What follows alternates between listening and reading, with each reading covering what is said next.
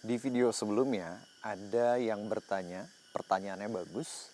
Ini pertanyaannya, intinya saat kita mengucapkan sugesti positif, lalu perasaan kita terasa tidak nyaman, ya, itu kenapa ya? Dan apa yang harus dilakukan? Nah, inilah yang akan saya bagikan di video ini. Nah, kalau kamu memberikan sugesti positif kepada diri sendiri, kamu melakukan self-talk, kamu berusaha memprogram pikiran kamu, lalu muncul perasaan yang kurang nyaman, apa yang harus dilakukan? Nah, sebelum saya membahas apa yang harus dilakukan, kenapa sih ini terjadi? Simple, sederhana. Ketika kita mengucapkan sugesti positif dan muncul perasaan tidak nyaman, itu karena ada data yang tidak selaras di pikiran kita. Jadi ada informasi, ada pikiran-pikiran, ada perasaan-perasaan yang berbeda, bertentangan dengan keinginan kita, teman-teman. Nah, di video sebelumnya, saya mengajarkan teman-teman mengucapkan sugesti positif dengan pola kalimat pasti enak kalau titik-titik. Nah, misalnya teman-teman mengucapkan kalimat, pasti enak kalau saya punya badan yang fit, pasti enak kalau saya punya badan yang sehat. Lalu pikiran teman-teman tuh kayak muncul gitu, pikiran-pikiran yang negatif atau perasaan-perasaan yang kurang nyaman seperti penanya tadi gitu ya. Kenapa? Karena ada data yang tidak selaras dengan keinginan tersebut. Contoh, ada data di pikiran kita bahwa yang namanya sehat itu susah. Ya. Yang namanya sehat itu hanya untuk orang-orang tertentu saja gitu. Saya dari kecil adalah orang yang gampang sakit. Nah, kalau itu data yang sudah ada di dalam pikiran seseorang, maka tentu ketika dia berusaha memprogram pikirannya, pasti enak kalau badan saya sehat. Maka seolah-olah ada yang melawan. Nah, pikiran atau perasaan negatif ini disebut dengan apa, teman-teman? Disebut dengan mental block, ya. Di salah satu live saya pernah sharing ya bahwa pikiran atau perasaan negatif ini disebut apa? Mental block. Banyak istilah-istilah lain yang serupa dengan mental block ini ya. Ada yang bilang itu sebagai psychological resistance atau resistance ya. Ada yang bilang itu sebagai counter intention ya. Ada yang bilang itu sebagai tail enders ya. Teman-teman yang praktisi tapping tahu terhadap istilah-istilah itu ya.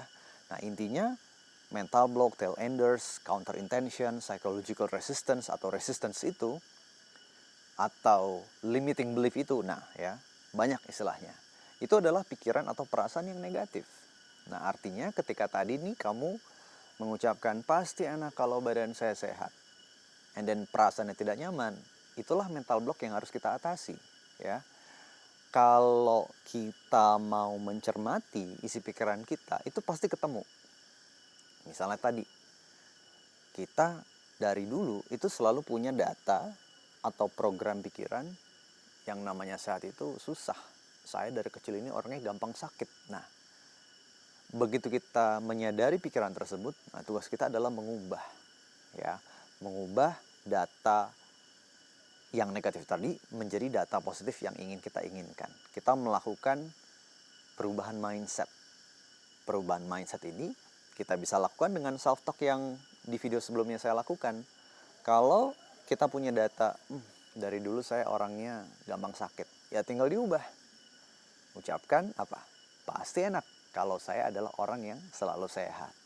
Ya. Kalau kita punya data, sehat itu susah, maka kita balik. Pasti enak kalau sehat itu mudah sekali. Ya. Kuncinya kamu harus observe, amati apa sih data-data negatif yang ada di pikiran kamu. Ya. Data-data negatif ini bisa berupa pikiran, bisa berupa perasaan. Kalau perasaan kamu tidak enak, ya itu pasti ada pikiran-pikiran yang negatif, ya.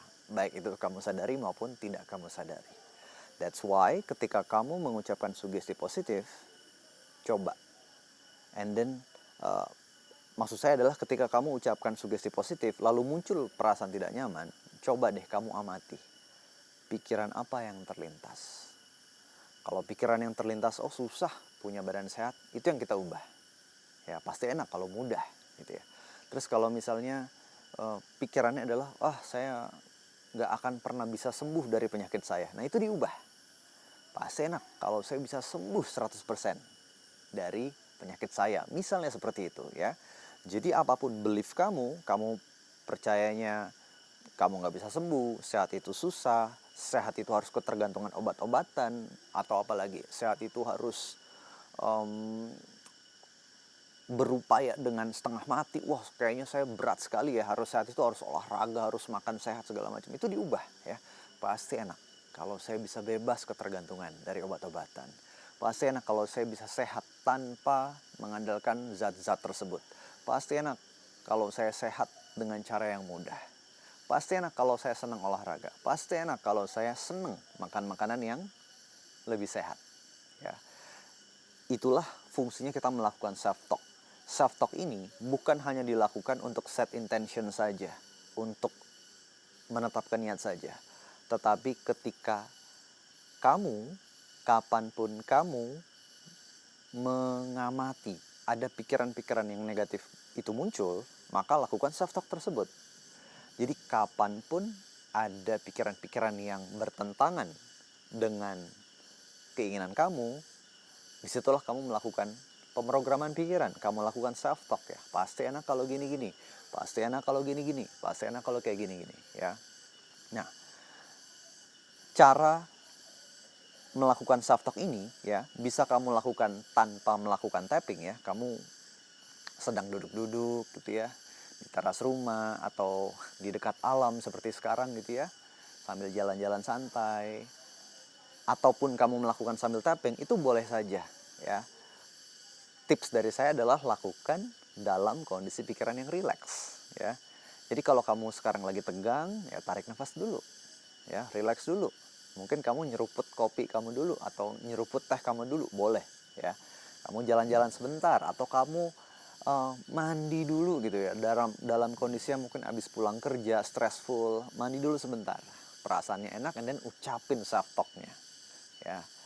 Kalau saya gitu ya, kita bisa melakukan pakai tapping gitu ya, karena saat kita mengetuk-ngetuk ini kita memberikan calming signal atau sinyal yang menenangkan ke otak dan tubuh kita ya, ke tubuh dan pikiran kita ya. Jadi di saat kamu melakukan ketuk-ketuk ini, kamu menurunkan gelombang otak kamu ya. Kamu mengubah respon stres menjadi respons relaksasi. And then sambil ketuk-ketuk, ucapin deh. Pasti enak kalau tubuh saya sehat. Pasti enak kalau tubuh saya fit. Pasti enak kalau saya bisa sembuh dari penyakit saya 100% ya. Pasti enak kalau saya cepat recovery-nya ya. Buat kamu yang sakit ya, coba deh, apa yang kamu percayai tentang kondisi kesehatan kamu? Apakah kamu percaya recovery-nya cepat, atau kamu berpikir sebaliknya, recovery-nya lama segala macam? Nah, kalau itu yang kamu pikirkan, recovery-nya lama, susah, jelas ketika kamu mengucapkan sugesti yang positif, pasti enak kalau tubuh saya sehat. Makanya ada penolakan, ada counter intention-nya ya. That's why yuk kita sama-sama biasakan self talk tersebut. Tipsnya boleh sambil tapping seperti ini ya. Pasti enak kalau semuanya mudah. Pasti enak kalau saya bisa punya badan yang sehat ya, bebas dari penyakit. Lakukan seperti itu, boleh sambil tapping ataupun tidak sambil tapping ya. Semua dibikin gampang aja teman-teman. Meskipun saya sering sharing tentang metode EFT tapping di YouTube channel saya, tapi saya pengen teman-teman menyadari bahwa EFT tapping itu hanyalah sebuah tools, hanyalah sebuah metode ya.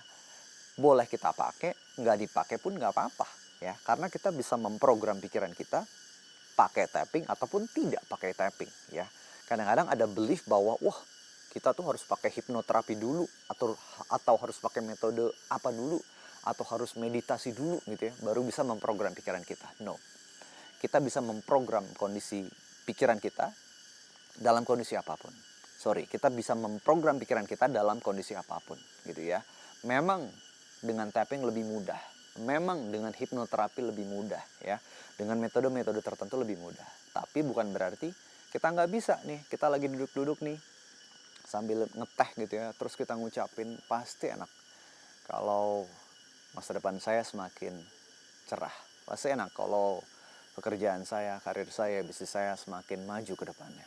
Boleh dong, ya. Dalam kondisi saya lagi ngeteh, lagi ngopi, boleh, ya. Jadi jangan kaku, ya. Jangan terjebak dalam, harus induksi dulu, harus gini dulu, brain wave-nya harus diturunin dulu. Enggak juga, gitu ya. Pahami bahwa tools tadi itu hanyalah metode yang memudahkan, ya. Kalau kamu mau melakukannya pakai metode, boleh, ya. Kalau kamu melakukannya langsung saja juga boleh, gitu ya. Jadi program pikiran kamu kapanpun kamu mau.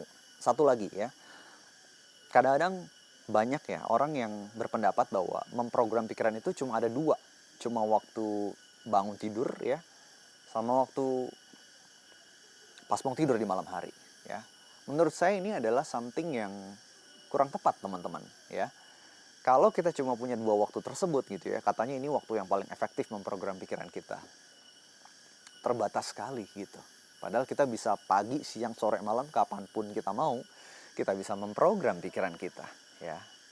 Saya paham bahwa kadang-kadang, kalau kita baru bangun tidur, kita naturally alpha brain wave gitu ya.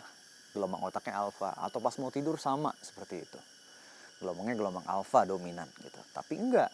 Jangan terjebak dengan mindset seperti itu, bahwa hanya dua kali, hanya ada dua waktu tuh yang bisa kita gunakan gitu untuk memprogram pikiran kita. Jawabannya tidak. Kita bisa memprogram pikiran kita kapanpun kita mau.